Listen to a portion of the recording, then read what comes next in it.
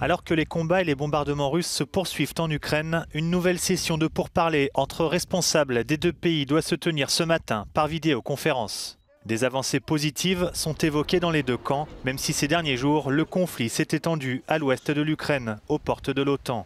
Le secrétaire d'État américain Anthony Blinken a réagi sur Twitter à l'attaque de Moscou contre une base d'entraînement militaire près de la frontière avec la Pologne. Nous condamnons l'attaque aux missiles de la Fédération de Russie contre le Centre international pour le maintien de la paix et de la sécurité à Yavoriv. La brutalité doit cesser. L'attaque de cette base militaire ukrainienne aurait fait au moins 35 morts et 130 blessés selon les autorités locales. Plusieurs d'entre eux ont dû être transportés dans un hôpital. Les forces russes poursuivent leur offensive dans plusieurs zones du pays et notamment autour de Kiev.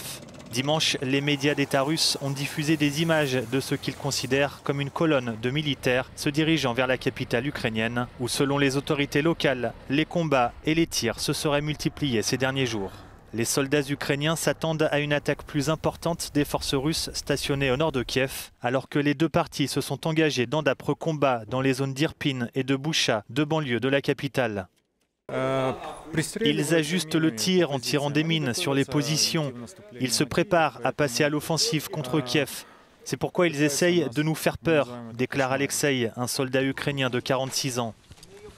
Volodymyr Zelensky s'est rendu en personne dans un hôpital militaire de la capitale ukrainienne pour rendre visite à des soldats blessés et remonter le moral des troupes.